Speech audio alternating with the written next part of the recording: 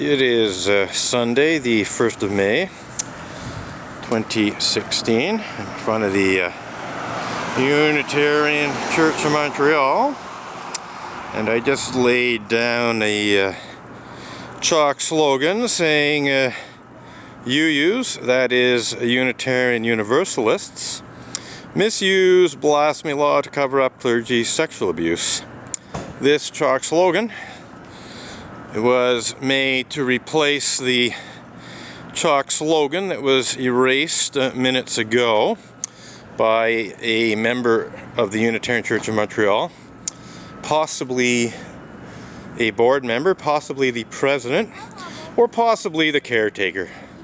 They might have sent out the caretaker, but I'm really not convinced of that. Usually when this kind of erasure of my chalk slogans takes place, in the past it's been done by top level leadership of the Unitarian Church of Montreal. In case you're curious, this now erased chalk slogan said Unitarian Universalists misuse Canada's blasphemy law to cover up UU pedophilia and rape.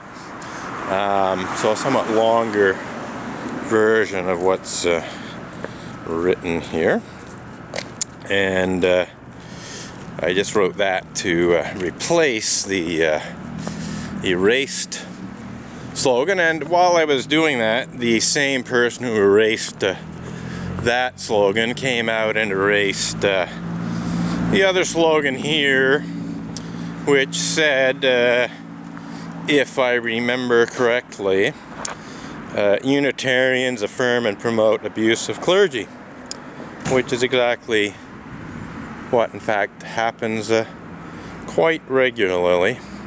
One thing's for sure is Unitarian Universalists do cover up and deny clergy abuse, all manner of clergy abuse, both clergy sexual abuse and non-sexual forms of clergy abuse. And this is just one example of Unitarian Universalists covering up clergy abuse. So anyhow, Church of the Image Tarnishing Minister, that refers to his not-so-holiness, Reverend Ray Drennan. Indeed, it was originally inspired by Reverend Ray Drennan's behavior that tarnishes the image of the Unitarian Church of Montreal. Oh look, my friend's coming out, so I'm going to document the erasure.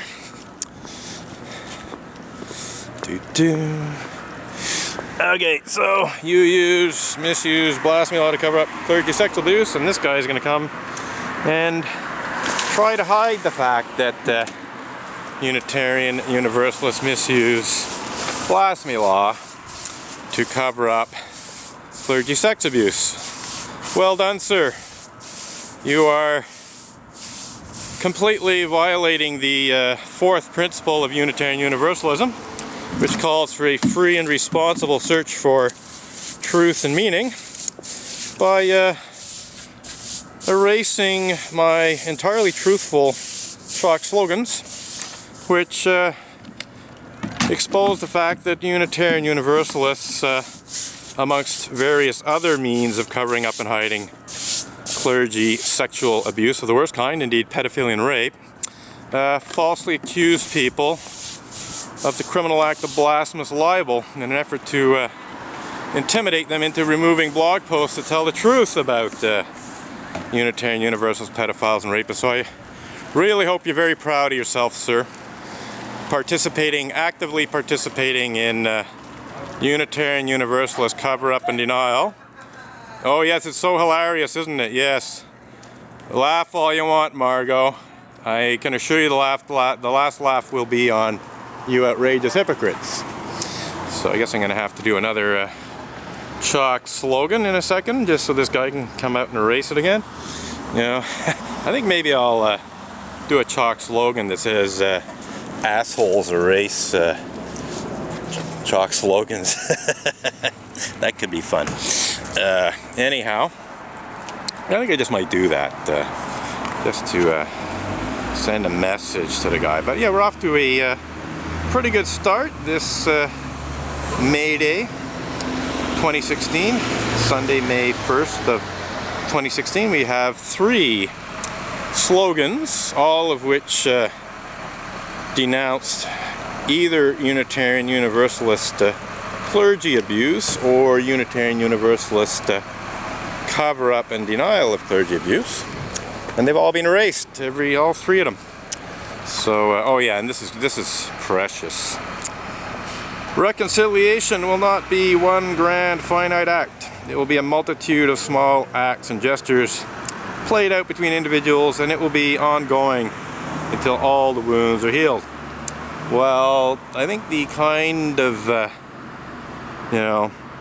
small acts and gestures that we saw this morning aren't going to lead to reconciliation between me and the Unitarian Church of Montreal, or me and the Unitarian Universalist Association. Quite the opposite. This kind of hiding of the truth only delays and denies justice. So anyway, this erasure of my talk slogans is interesting because not so long ago, a member of the Unitarian Church of Montreal, Jeremy Searle, who's sort of a well-known Montreal City Councillor, because he's always putting his foot in his mouth, actually, in terms of another situation, said that fascism is the repression of ideas, or the suppression of ideas. I can't remember his exact quote, but it was pretty much that. He, in terms of another situation which has nothing to do with me or the church, in his capacity as a city councillor for NDG at a city council meeting, he went on record as saying that repression of ideas is fascism. Now, I would say there's a bit more to fascism than just the repression of ideas. But according to Jeremy Searle's own definition, this is fascism. This is fascism. And there'll probably be a bit more fascism engaged in this morning because I'm going to write another chalk slogan or 2. So, that's it for now.